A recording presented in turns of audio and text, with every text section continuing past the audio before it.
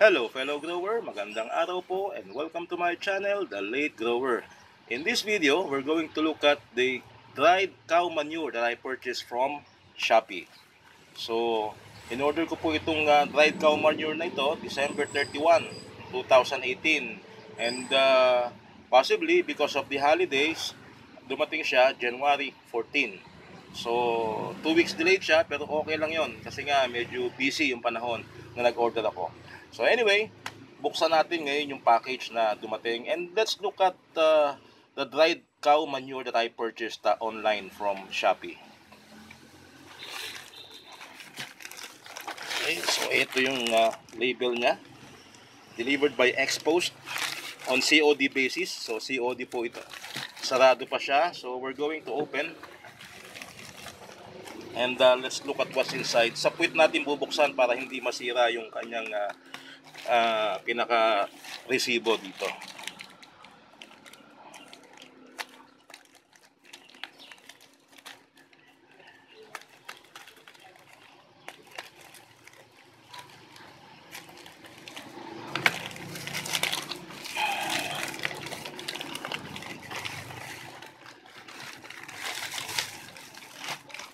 Ayan.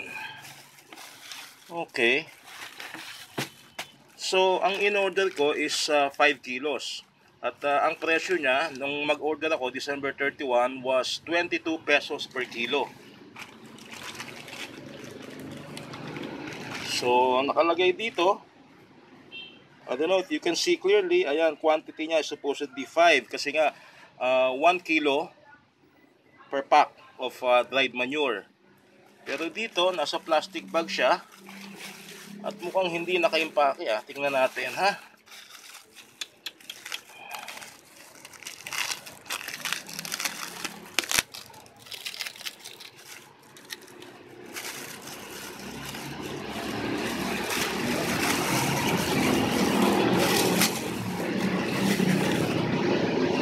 Ayan, hindi nga naka-impake. So, ginawa niyang isang plastic bag na lang yung kanyang 5 kilo. Okay, so siguro madalian din kasi. Kaya ganito na lang ang ginawa nila. And right now, i-check natin naman yung klase ng dried cow manure na ito. So, safety first ba? Tawag yan. Mas maganda po maglagay tayo ng guantes paghahawak ng manure.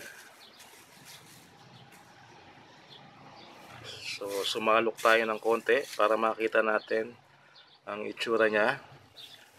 By the way po, inamoy ko na at dumi talaga siya ng baka. Okay, so ito, medyo basa pa siya ng konti. So, dumi talaga siya ng baka at ayan, may mga kasama pang konting mga damo siguro ito or dayami. Kaya lang medyo basa pa siya, so kailangan pa siyang patuyuin. Ayan. Okay, so itong binili ko ay 5 kilos. But at nakalagay nga is supposedly 1 kilo per package. Pero itong dumating sa akin ay nasa isang plastic bag na lang lahat. At sa timbang niya, no, including this, may 5 kilo naman siya. Approximately, mga 5 kilo din ito. Ngayon nga pala, when I checked online, magbibigay sana ako ng feedback. Tiningnan ko ulit ang presyo niya. Nabili ko ito kasi 22 pesos per kilo. And then today, January 15, no? Ang presyo niya na is 45 pesos. So nadoble, tumaas ang presyo bigla. I don't know, nagmahal yata yung dumi ng baka. So itong hirap sa atin na pareho nasa Metro Manila. Kailangan natin ng cow manure, chicken manure. Halimbawa, wala tayong makukuhanan, mapipilitan tayong bumili sa kung saan man. Ano? So in my case, I bought this from Shopee online para magkaroon lang ako ng cow manure. So kung gusto nyo bumili ng dried cow manure, pwede kayong tumingin sa Shopee. By the way, hindi po ito hindi po ito sponsored video.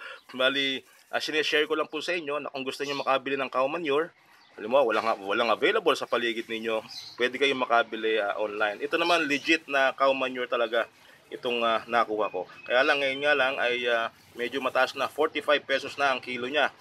So, medyo mahal talaga. Mahal kumpara dun sa kung gagamit ka ng ibang fertilizer na readily available para sa ating mga halaman.